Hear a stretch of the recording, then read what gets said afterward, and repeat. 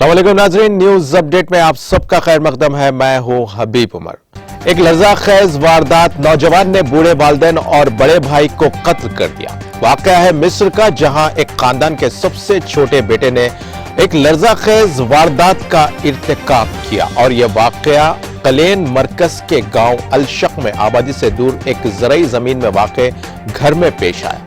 ये खेतीबाड़ी से वाबस्ता खानदान था। ये बात सामने आई कि दोनों भाइयों के दरमियान इख्तिलाफात चले आ रहे थे। मकतूल बड़े भाई की उम्र 45 साल और वालिद की उम्र 80 साल और वालिदा की उम्र 75 साल बताई गई।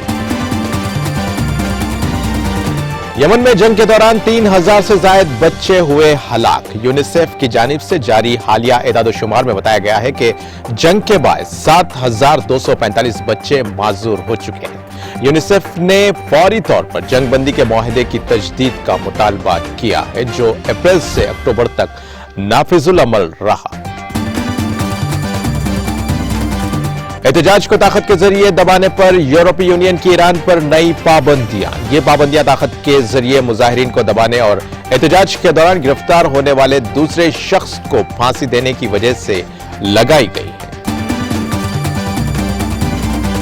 मक्का क्लॉक टावर में जायरीन के बच्चों की देखभाल के लिए नर्सरी का कयाम।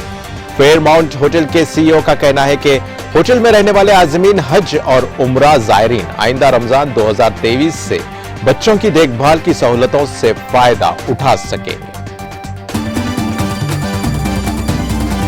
सऊदी अरब में गैर मुल्की सयाहों की तादाद बढ़ने लगी है। साल रमा के इब्तदाई 6 माह के दौरान ममलिकत में सयाहत पर 38.5 अरब रियाल खर्च किए गए।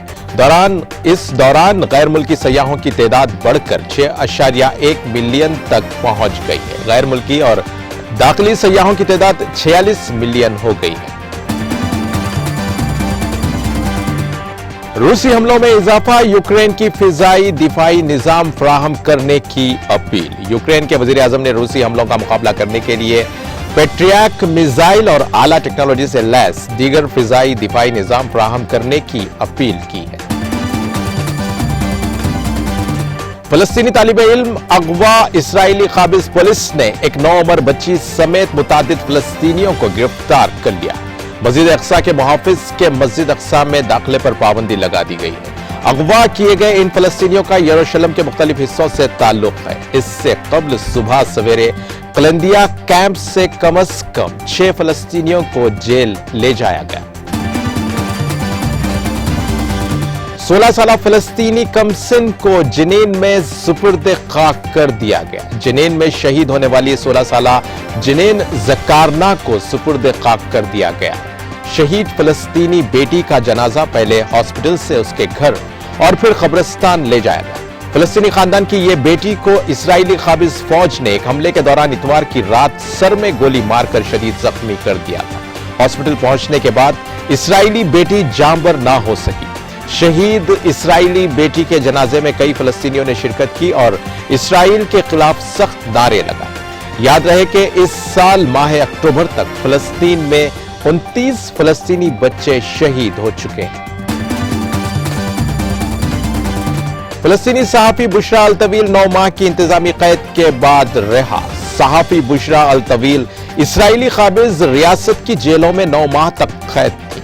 सालम फौजी चौकी पर उनके वालिद और इस्लामी तहरीक मुजाहिमत हमास के रहनुमा शेख जमाल अल तवील और उनके अफराद खानदान ने इस्तकबाल किया।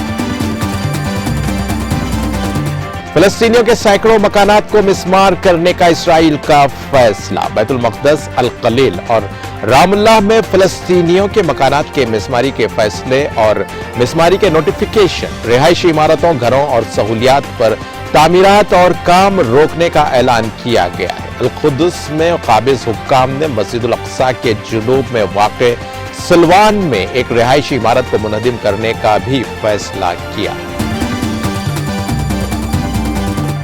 इसी के साथ नाज़रीन, न्यूज अपडेट का सिलसिला यहीं खत्म होता है। ताज़ा खबरों के लिए देखते रहें TTV और अब मुझे दें इजाजत। अल्लाह हाफ़िज़।